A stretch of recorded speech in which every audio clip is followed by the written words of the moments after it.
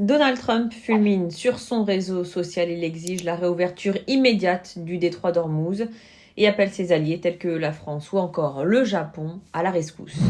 Mais les réponses, vous allez le voir, sont glaciales. L'Australie et l'Allemagne ont déclaré sans ambiguïté qu'elles ne participeraient pas à une opération d'escorte. En France, Emmanuel Macron a ouvert un temps la porte en visite sur le porte-avions Charles de Gaulle la semaine dernière. Il avait évoqué des escortes militaires. Depuis, Paris a refermé cette porte. Le ministère des Affaires étrangères a confirmé que la France n'enverrait pas de flotte dans le détroit d'Ormuz.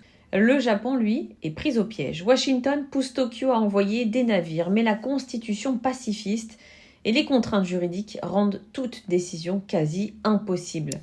Le gouvernement de Sanae Takeshi se retrouve face à une équation elle aussi impossible, sa dépendance totale du détroit, près de 95% du pétrole importé et 75% transitant par Hormuz, mais l'impossibilité pratique de s'engager militairement sans provoquer une crise politique majeure.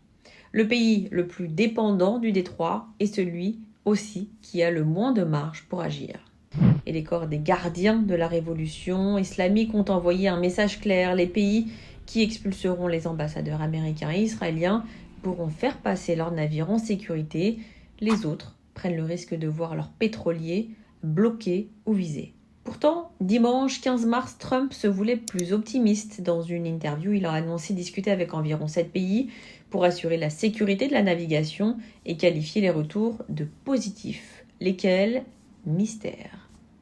Car sur le terrain, les refus s'accumulent. Et pendant que Washington cherche encore des partenaires pour escorter les pétroliers, la Chine et les pays non alignés continuent de circuler librement dans le détroit, tandis que les alliés occidentaux restent à quai. Lundi, Beijing a renouvelé son appel à cesser les opérations militaires et à privilégier la désescalade pour préserver la stabilité régionale et mondiale. En attendant une sortie de crise, de nombreux pays ont décidé de débloquer leurs réserves stratégiques de pétrole, tandis que les prix du carburant ont déjà augmenté de plus de 25% aux États-Unis, reflétant la tension sur les marchés et l'impact direct sur les consommateurs.